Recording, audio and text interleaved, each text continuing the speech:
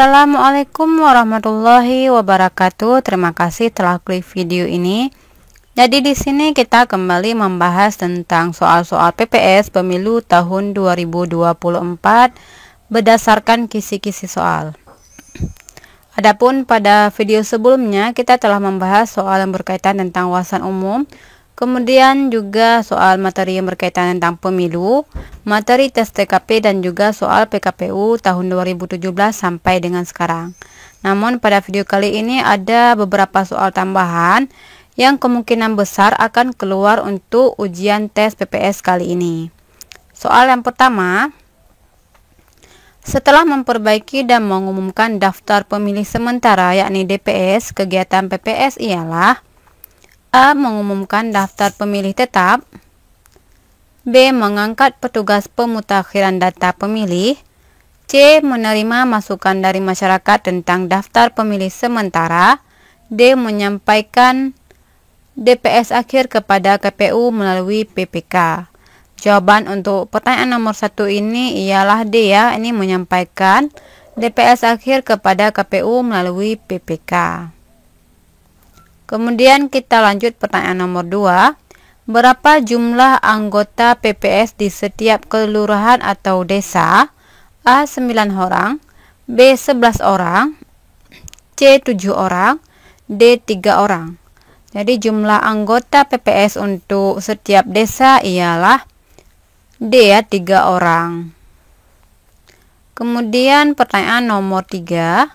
Daftar pemilih sementara yakni DPS disusun oleh A. PPS, B. Pantarlih, C. PPK, D. KPU Kabupaten atau Kota. Dan jawaban untuk pertanyaan nomor 3 ini ialah A ya. Jadi daftar pemilih sementara ini disusun oleh PPS. Kita lanjut pertanyaan nomor 4. PPS Pemilu tahun 2024 dibubarkan paling lambat berapa bulan setelah pemungutan suara? A.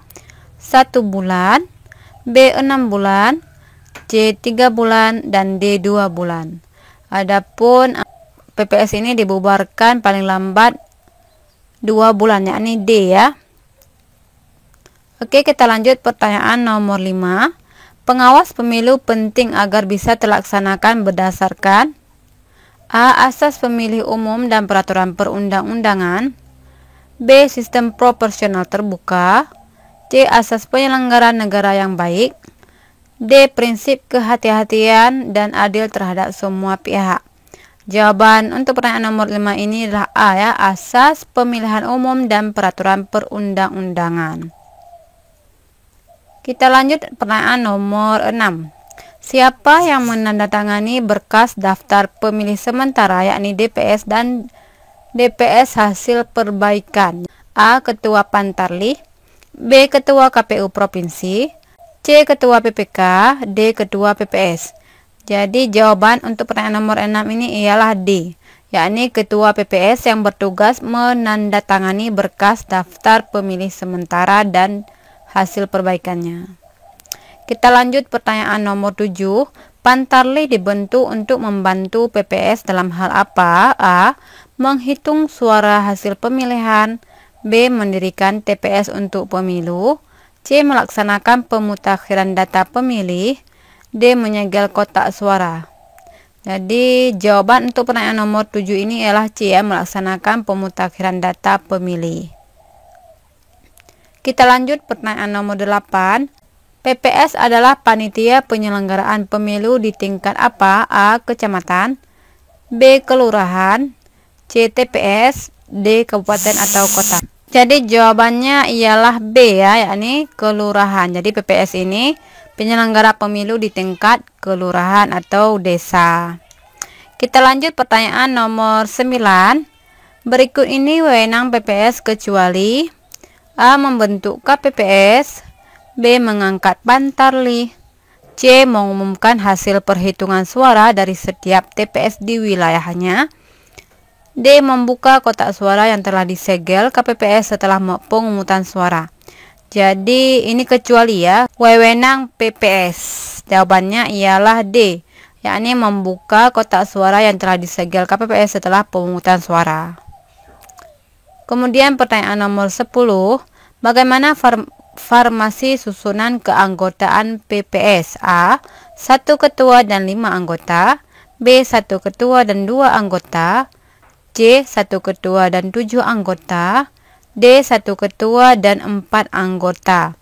Jawaban untuk pertanyaan nomor 10 ini ialah B ya, 1 ketua 2 anggota, karena jumlah PPS di setiap kelurahan itu sebanyak 3 orang, jadi 1 orang ketua dan 2 orang anggota.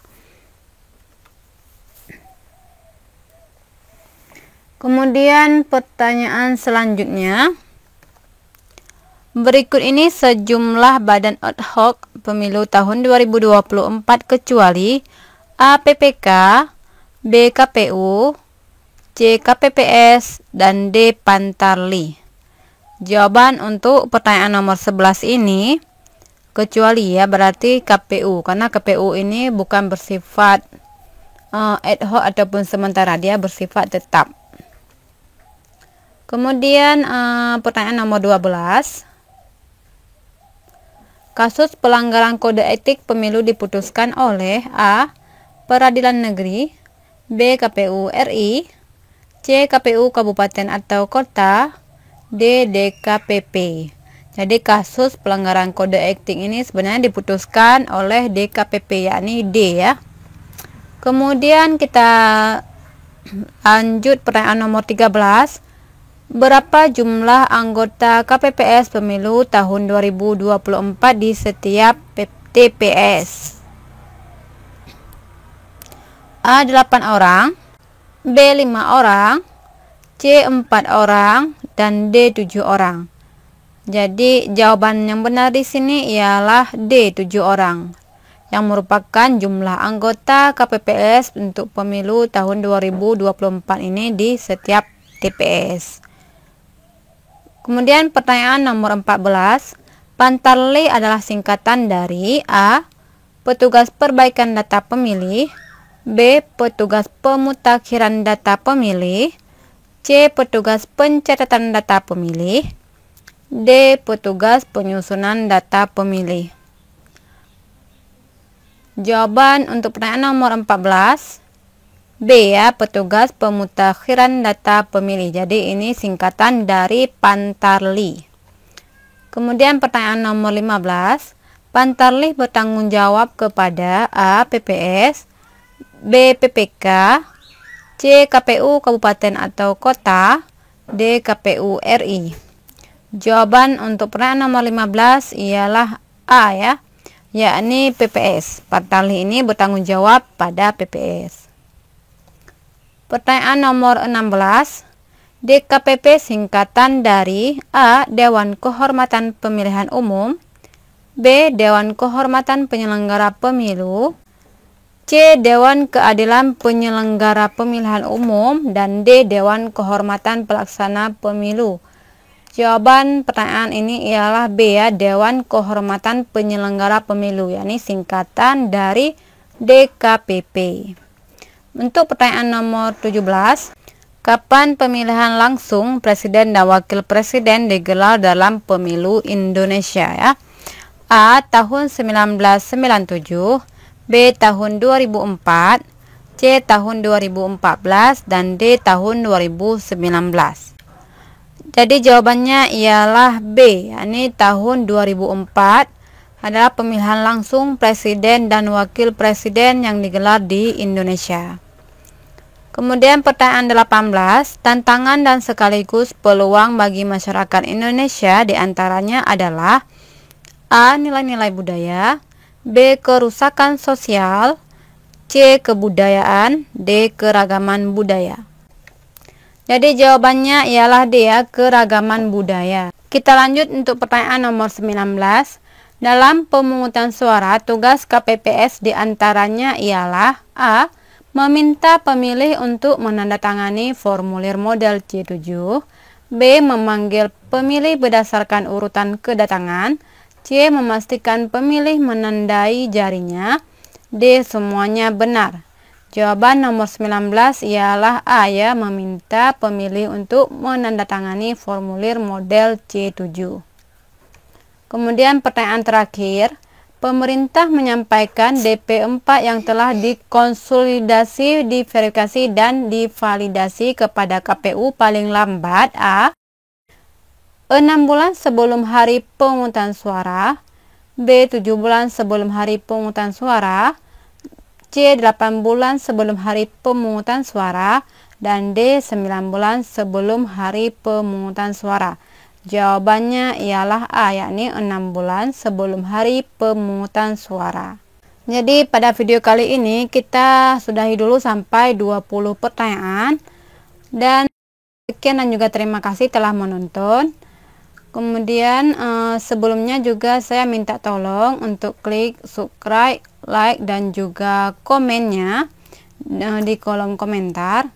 Dan terima kasih banyak telah menyimak, serta jika ada kesalahan ataupun kesilapan dalam menjawab, mohon komentarnya di kolom komentar. Jadi sekian dulu. Assalamualaikum warahmatullahi wabarakatuh.